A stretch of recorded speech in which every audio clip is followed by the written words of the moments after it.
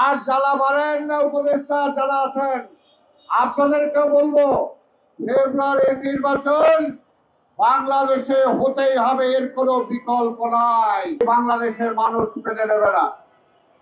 আমি মহামান্য হাইকোর্টকে ধন্যবাদ জানাই যারা তাদের এই ধরনের পদক্ষেপকে তারা সময় বন্ধ করে দিয়েছে।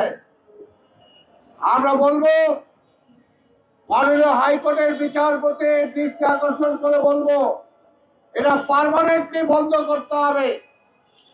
পার্মানেন্টলি আপনি বন্ধ করে দেন, যাতে কোনোভাবেই তারা বিদেশিদের হাতে ইজারা না দিতে পারে,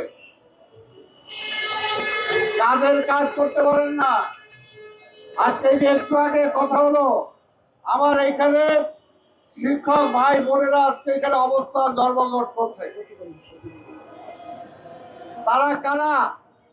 প্রতিবন্ধীদের জন্য স্কুল করেছে এবং তাদের মধ্যে অনেকে প্রতিবন্ধী আছে।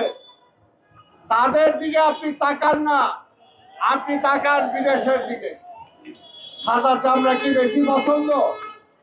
ওটা আপনার ব্যক্তি জীবনে পছন্দ হোক, কিন্তু যখন আপনি বাংলাদেশের দায়িত্বে আছেন, এই ধরনের গুনে খাওয়া মানুষকেই আপনার পছন্দ করতে হবে। তারা একটা অসম্ভব কাজ করতেছে। যারা এখানে বিকলাঙ্গ প্রতিবন্ধী মানুষ যারা আছে, আরে তারা যে কাজ করতেছে এটা তো অসম্ভব একটা কাজ, এটা সবের কাজ। এই সবের কাজ থেকে আপনাকে বলবো, যদি একটা কাজও আপনি করতে পারেন তাহলে তাদের কাজটা করে যান, তাদেরকে আপনি আজকে তাদের দাবি মূল্যায়ন করেন, বাস্তবায়ন করেন, তাহলে আল্লাহ খুশি হবে। কারণ আমরা জানি এই প্রতিবন্ধীদের জন্য যারা কাজ করেন আল্লাহ তাদের অশেষ সওয়াব দিবেন। যে বাবা মা তার একটা প্রতিবন্ধী সন্তানকে মানুষ করে, সেই বাবা মার জন্য কিন্তু আল্লাহ তাআলা আলাদা একটা জায়গা রেখে দিয়েছেন। কাজে সেই জায়গায় যদি এই শিক্ষকরা যে দায়িত্ব পালন করতেছে, ইউনূস সাহেব আপনি তো খালি লাভ ক্ষতির হিসাব করেন। লাভ ক্ষতির হিসাব সব জায়গায় করেন না। দেশের লাভ হবে এই ধরনের মানুষগুলোকে যদি আপনি উপকার করতে পারেন। তাই আমি আমার বক্তব্য দীর্ঘায়িত করব না, আজকে একটা কথাই বলবো, নির্বাচন নিয়ে অনেকে তালবাহানা করতেছে। প্রথম দিকে উপদেষ্টারা একটু খুশি হইতো যে নির্বাচনের পিছনের কথা বললে, কারণ তাহলে তারা একটু বেশি দিন থাকতে পারবে। কিন্তু এখন বুঝতে পারতেছেন বেশি দিন থাকতে গেলে কিন্তু জ্বালাও বাড়বে। কাজে আর জ্বালা বাড়ায়েন না উপদেষ্টা যারা আছেন, আপনাদেরকে বলবো ফেব্রুয়ারির নির্বাচন বাংলাদেশে হতেই হবে, এর কোনো বিকল্প নাই। এবং আমরা আপনাদের বলতে চাই, যদি ফেব্রুয়ারির নির্বাচনে বিএনপি ক্ষমতায় আসে, আমাদের নেতা তারেক রহমান বাংলাদেশের প্রধানমন্ত্রী হয়, তাহলে অবশ্যই আপনাদের দাবি বিবেচনা করা হবে, শিক্ষকদের দাবি ইনশাআল্লাহ। কারণ তারেক রহমান আজকে একটা কথা পরিষ্কার, হাসিনা চাইতো না নির্বাচন হোক, বলতো নির্বাচন কেন দেব, ওই তারেক আইসা দেশ চালাবে এটার জন্য।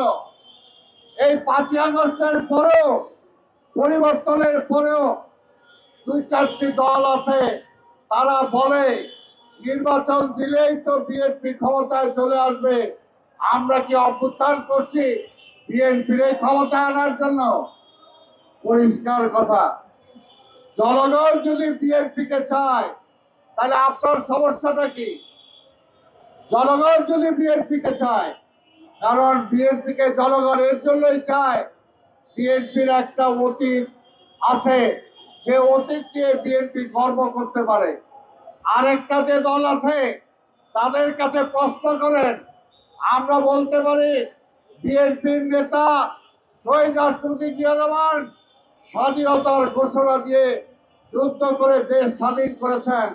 আপনারা জামাত ইসলাম বলেন, বাংলাদেশের স্বাধীনতা যুদ্ধে আপনারা কোন কাজটা করেছেন, পক্ষে কি করেছেন? যেটা করেছেন সেটা বাংলাদেশের পক্ষে না। তাই আপনাদের বলার কিছু নাই। বেগম খালেদা জিয়া 9 বছর আন্দোলন করে এই দেশে গণতন্ত্র ফিরিয়ে দিয়েছেন, আপনারা কি করেছেন? কাজেই আমরা বলতে চাই, মানুষ এই কারণে বিএনপিকে পছন্দ করে, তারা জিয়াউর রহমানকে দেখেছে, তারা খালেদা জিয়াকে দেখেছে, তারা তাদের সন্তান তারেক রহমানের উপর তাদের আস্থা আছে। পরিষ্কার বলতে চাই, তারা বিএনপিকে ক্ষমতায় আসতে দিতে চায় না হাসিনা, বিএনপিকে ক্ষমতায় আসতে দিতে চায় না আজকে জামাত সহ 2-1টা দল। তাহলে কি তারা দেশের মঙ্গল চায়? কি বলে, দেশের মঙ্গল চায় তারা? দেশের মঙ্গল তারা চায় না। তাই ভাইরা আমার, পরিষ্কার কথা, দেশের মঙ্গল চাইলে, দেশের ভালো চাইলে বিএনপির কোনো বিকল্প নাই। তাই আসুন, আগামী দিনে নির্বাচনে কে কি কথা বললো সেদিকে না তাকিয়ে পরিষ্কার কথা, দেশটাকে বাঁচাতে হলে বিএনপির কোনো বিকল্প নাই, ধানের শীষের কোনো বিকল্প নাই।